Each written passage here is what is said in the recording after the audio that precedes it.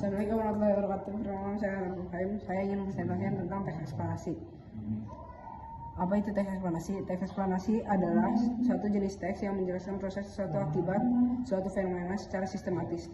Tujuannya adalah untuk memberikan pemahaman mendalam tentang bagaimana dan mengapa sesuatu terjadi. Yang pertama ada menjelaskan proses, menguraikan langkah-langkah terjadinya suatu fenomena. Dua, menggunakan sebab akibat, menganalisis hubungan antara fenomena dan dampak suatu peristiwa. Tiga, memberikan pemahaman, menyajikan informasi agar pembaca dapat memahami topik secara komparatif.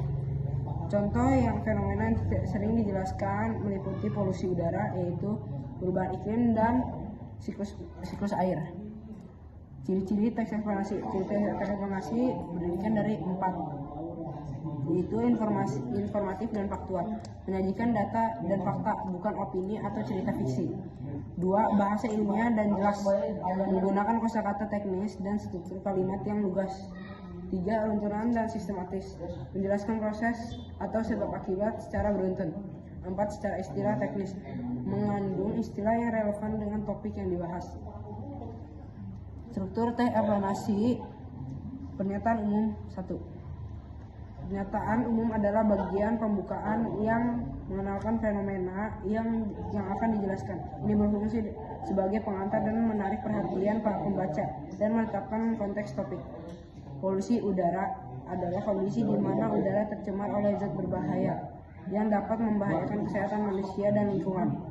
Bagian ini memberikan gambaran awal yang menarik perhatian pembaca dengan fakta atau definisi penting mengenai fenomena tersebut, misalnya dampak polusi udara yang luas.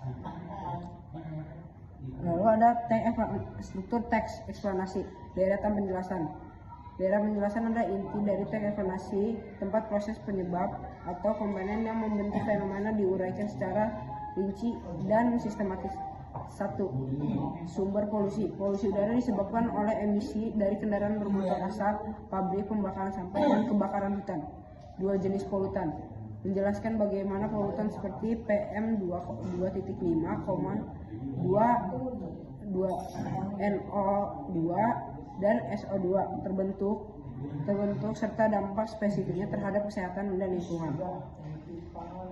3. Mekanisme terjadinya, merinci bagaimana zat berbahaya dilepaskan ke atmosfer dan berinteraksi.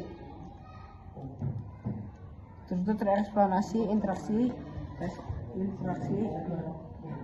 presentasi. Presentasi adalah bagian penutup yang menyampaikan atau memberikan makna terhadap fenomena yang telah dijelaskan ini. Dapat juga berisi saran atau ajakan. Dampak polusi udara sangat serius, menyebabkan gangguan pernapasan, penyakit jantung, dan menurunkan kualitas hidup manusia. Oleh karena itu, kendaraan dan tindakan kolektif sangat diperlukan. Bagian ini mengajak pembaca untuk memahami pentingnya masalah dan mendorong perubahan perilaku atau pendukungan terhadap solusi.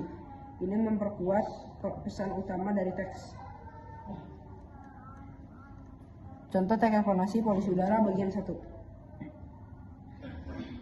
Polusi udara adalah kondisi kompleks di mana udara tercemar oleh zat-zat polusi berbahaya. Polutan utama termasuk partikel debu halus PM2.5, gas nitrogen dioksida N2.202 N dan sulfur dioksida SO2.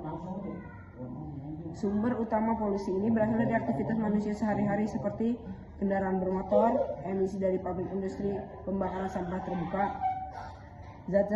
Zat-zat ini ketika terhirup dapat masuk jauh ke dalam saluran pernapasan dan menyebabkan berbagai masalah kesehatan, mulai dari iritasi hingga penyakit serius. Contoh teks eksplorasi bagian 2.